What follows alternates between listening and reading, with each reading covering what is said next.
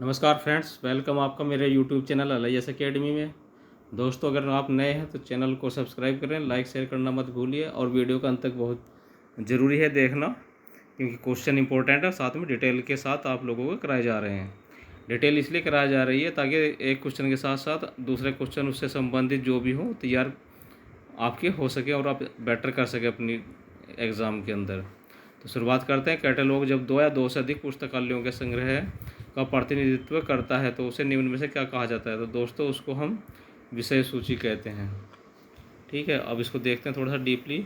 संघ सूची का अर्थ किसी क्षेत्र के विभिन्न पुस्तकालयों की वह सूची है जो सम्मिलित रूप से होती है। यह सूची अंतर्राष्ट्रीय सूची, राष्ट्रीय, क्षेत्रीय या स्थानीय स्तर पर हो सकती है।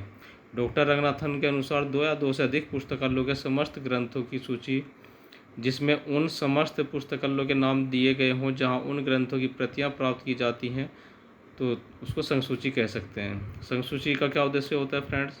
संसूची का उद्देश्य यह होता है कि संसूची का उपयोग ग्रंथ चयन और संदर्भ सेवा में किया जाता है। इसका सबसे अधिक प्रयोग हम क्या करते हैं? अंतर दान पुस्तकालय के लिए, इंटर लाइब्रेरी लोन के लिए भी होता है, और इसकी सहायता से हम आवश्यक ग्रंथ परख सूचना प्राप्त हो सकती है, बिब्लियोग्राफिक इन्फॉर्मेशन प्राप्त होती है। नेक्स्ट क्वेश्चन है, क्लासिफाइड कैटलॉग कोड CCC वर्ग सूची संहिता किसके द्वारा प्रतिपादित है? ये तो आपको पता ही है, डॉक्टर SR रंगनाथन के द्वारा यह प्रतिपादित है। तो CCC का निर्माण कब हुआ था? तो दोस्तों 1934 में होता है। इंपॉर्टेंट क्वेश्चन है क्योंकि मैचिंग में बार बार नेट वगैरह के एग्जाम में पूछा गया है। और CCC का निर्माण किसने किया था? रंगनाथन ने कब किया था? 1934 में किया था। ये कहाँ किस देश का कैटलॉग कोड है? तो दोस्तों ये भारत में निर्मित पहला कैटलॉग कोड था। अब तक इसके कितने एडिशन आ चुके हैं ये भी एग्जाम में पूछा गया है। तो इसके अभी तक 5 एडिशन आए हैं। पहला एडिशन इसका कब आया था? 1934 में। दूसरा एडिशन था जो हमारा CCC का था 1945 में था। तीसरा 1951 में, चौथा 1958 और पाँचवा संस्करण जो रीप्रिंट हुआ था, और इसका 5वां संस्करण 1964 में, रीप्रिंट होने के बाद 1988 में पब्लिश हुआ था। यह कैटलॉग उपसूत्र पर आधारित है जिसे डॉक्टर रंगनाथन 1938 में अपनी पुस्तक थ्योरी ऑफ लाइब्रेरी कैटलॉग में दिया था। अब नेक्स्ट क्वेश्चन करते हैं फ्रेंड्स। यूनेस्को द्वारा सार्वजनिक पुस्तकालय के घोषणा पत्र अंतिम बार किस वर्ष में संशोधित किया था? तो दोस्तों अंतिम बार जो संशोधन किया था वह 1994 में किया था। अब यूनेस्को के संबंधित कुछ जानकारी प्राप्त करते हैं। यूनेस्को का पूरा नाम क्या है? United Nation educational, scientific and cultural organisation है। इसकी स्थापना कब हुई थी? इसकी स्थापना, यूनेस्को की स्थापना यानी कि 16 नवंबर 1945 को की गई थी तथा 14 नवंबर 1946 में इसका पूर्ण रूप से गठन हुआ। इसका मुख्यालय कहाँ पर है? यूनेस्को का मुख्यालय फ्रांस में है, और इसकी टैगलाइन है world heritage is our heritage, विश्व की धरोहर हमारे धरोहर है। यूनेस्को का ये टैगलाइन है। यूनेस्को पब्लिक लाइब्रेरी मैनिफेस्टो 1948 में तैयार किया गया था, और इसमें फर्स्ट जो अमेंडमेंट या संशोधन था वह 1972 में किया गया, और दूसरा और अंतिम संशोधन इफ्ला के सहयोग से कब किया गया था? वह 29 नवंबर 1994 में किया गया था। नेक्स्ट क्वेश्चन करते हैं। इफ्ला यानी कि international federation of library association की स्थापना कब हुई थी? तो इफ्ला की स्थापना हमारा हुआ था 30 सितंबर 1927 को।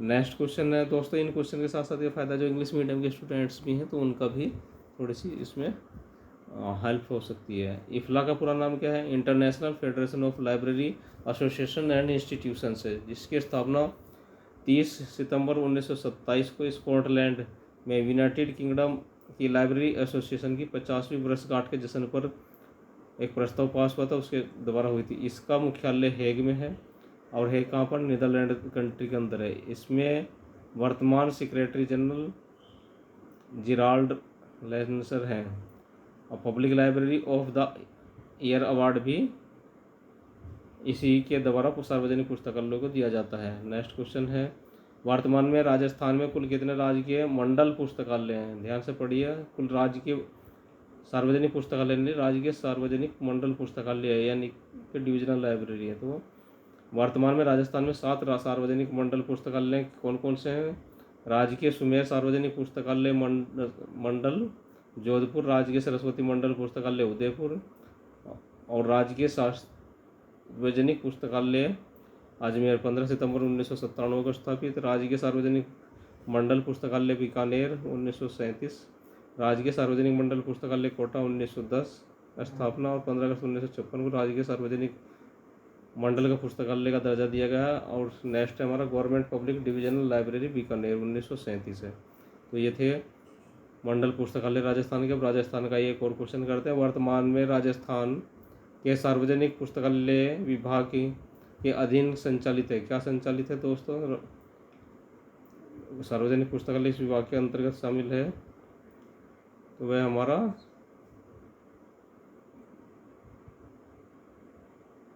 आप लोग कमेंट्स करके बताइए इसको।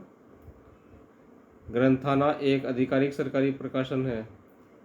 तो दोस्तों इनमें से कौन से इंस्टीट्यूट का जो ग्रंथाना सरकारी प्रकाशन है? तो ग्रंथाना हमारा क्या है? राजा राम मोहन राय लाइब्रेरी ग्रंथालय फाउंडेशन का है। और RRLF को देखते हैं। RRLF का पूरा नाम है राजा राम मोहन राय लाइब्रेरी फाउंडेशन। ये क्या है? केंद्रीय स्वायत्त संस्था है जो भारत सरकार के संस्कृति मंत्रालय के द्वारा स्थापित है। और ये पश्चिमी बंगाल सोसाइटी अधिनियम 1961 के तहत पंजीकृत हुई थी। भारत सरकार की एक नोडल एजेंसी है जो संघ के ज्ञापन से संबंधित उद्देश्यों के अनुरूप लोक पुस्तकालय सेवाओं और देश में लोक पुस्तकालय आंदोलन को प्रोन्नत करने में मदद देता है। इसकी स्थापना 1972 में हुई थी। इंपॉर्टेंट क्वेश्चन है। RRLF की स्थापना कब हुई थी? तो 1972 में हुई थी। वर्तमान ऑफिस कहाँ है?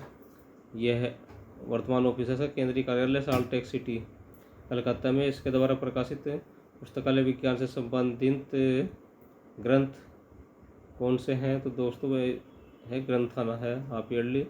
और इसकी और पब्लिकेशन है Indian library trends and perspectives, RRLF newsletter, directory of Indian public library. Next question है। राजा हरिश्चंद्र सार्वजनिक जिला पुस्तकालय, राजकीय सुमेर सार्वजनिक मंडल पुस्तकालय, सरस्वती मंडल पुस्तकालय और राजकीय महाराजा सार्वजनिक मंडल पुस्तकालय को यह जहाँ स्थित है उनके सही क्रम के अनुसार रखिए। तो दोस्तों इसका सही क्रम क्या है? झालावाड़ है, जोधपुर, उदयपुर और जयपुर है। राजकीय हरिश्चंद्र सार्वजनिक जिला पुस्तकालय झालावाड़ में है। और राजकीय सुमेर सार्वजनिक मंडल पुस्तकालय जोधपुर में। इसकी स्थापना महाराजा सुमेर सिंह के द्वारा 1915 में की गई थी। 17 मार्च 1936 को यह पुस्तकालय उम्मेद उद्यान में संचालित होता है। यहाँ DDC के अनुसार क्लासिफिकेशन होता है और जो कैटलॉगिंग है वह हमारी क्लासिफाइड कैटलॉग कोड के अनुसार होती है। क्लासिफाइड कैटलॉग इनके द्वारा निर्मित है, डॉक्टर रंगनाथन के द्वारा निर्मित है। कब बना था? यह 1934 में बना था। राजकीय सार्वजनिक सरस्वती मंडल पुस्तकालय कहाँ स्थित है? उदयपुर में है।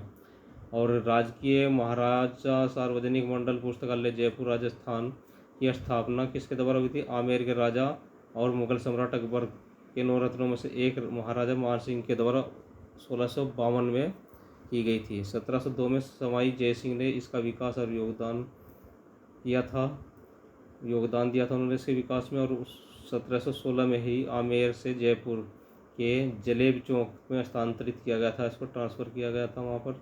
और वर्तमान में भवन की स्थापना 1886 में महाराजा माधो सिंह ने की थी।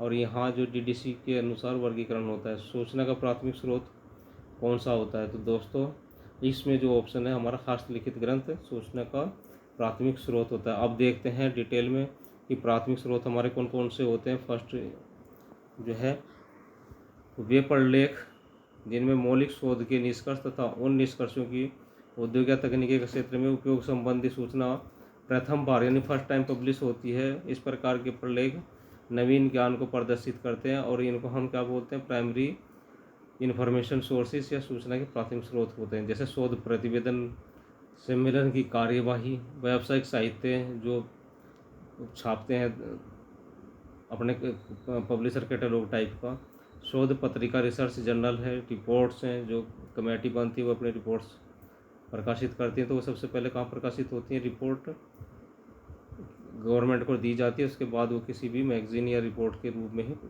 बुक्स के फॉर्म में पब्लिश होती हैं। आधिकारिक प्रकाशन जो ऑफिशियल पब्लिकेशन है, स्टैंडर्ड हैं, थीसिस है, पेटेंट है। अप्रकाशित स्रोत अनपब्लिश्ड जो मटेरियल होता है वो हमारा फर्स्ट वो होता है मानचित्र और चार्ट, शोध, मोनोग्राफ, पांडुलिपि, समाचार पत्र, हस्तलिखित ग्रंथ या लेख तथा पर्चे। ये सब क्या होते हैं फ्रेंड्स, ये हमारे प्राथमिक स्रोत होते हैं सूचना के। नियंत्रण की अवधि से संबंधित है, तो नियंत्रण की अवधि किससे संबंधित है दोस्तों, इंपॉर्टेंट क्वेश्चन है, नेट में बहुत बार पूछा गया। यह अधीनस्थों की संख्या से संबंधित है। नियंत्रण की अवधि अब व्यापार प्रबंधन, विशेष रूप से मानव संसाधन प्रबंधन में अधिक सामान्यतः उपयोग किए जाने वाला शब्द है। नियंत्रण की अवधि एक पर्यवेक्षक के अधीनस्थों की संख्या को संदर्भित करती है, जैसे सामान्यतः एक मैनेजर के अंडर में 4 कर्मचारी होते हैं। नेक्स्ट क्वेश्चन है, यूनिवर्सिटी हैंडबुक किस संस्था का प्रकाशन है, तो यूनिवर्सिटी हैंडबुक हमारा ILA का नहीं है, डेसीडॉक का नहीं है, ALA का नहीं, बल्कि किसका है, एसोसिएशन ऑफ इंडियन यूनिवर्सिटीज अर्थात AIU का प्रकाशन है। भारत में थोड़ा डिटेल देखते हैं इसको। भारत में नई दिल्ली से प्रकाशित होने वाला यह वार्षिक संदर्भ ग्रंथ है, जिसे भारतीय विश्वविद्यालय संघ के द्वारा प्रकाशित किया जाता है। इसमें सभी भारतीय विश्वविद्यालयों, कृषि विश्वविद्यालयों और राष्ट्रीय महत्व के संस्थानों की नवीनतम सूचनाएं दी जाती हैं। इसमें समस्त विश्वविद्यालयों को उनके नाम के अनुसार वर्णानुक्रम में व्यवस्थित किया जाता है। प्रत्येक विश्वविद्यालय से संबंधित संपूर्ण सूचनाएं, जैसे स्थापना वर्ष, पता, विश्वविद्यालय के अधिकारी, पुस्तकालय सुविधाएं, बजट, पाठ्यक्रम संबंधी जानकारी इसके अंतर्गत दी जाती है तथा महाविद्यालयों की और शिक्षण संस्थान का माध्यम आदि की जानकारी इसके अंतर्गत रहती है। तो दोस्तों आज के क्वेश्चन कैसे लगे कमेंट्स करके ज़रूर बताइए, और कंटिन्यू आपको हर दूसरे तीसरे दिन वीडियो ज़रूर मिलती रहेगी। पहले 10 दिन में दे रहे थे या 1 हफ्ते में, उसका रीज़न ये था कि मटेरियल बहुत सर्च करना पड़ता है और एग्ज़ाम भी उस दौरान कोई नहीं था, तो एग्ज़ाम अब आप लोगों के आ रहे हैं, तो निश्चित रूप से आपको अच्छी सामग्री मिलती रहेगी। हाँ, अगर आपने अभी तक बेल आइकन को नहीं दबाया तो बेल आइकन को ज़रूर दबाएं, और ये PDF आपको मेरे टेलीग्राम सेक्शन में प्राप्त हो जाएगा। बाय बाय, नमस्ते।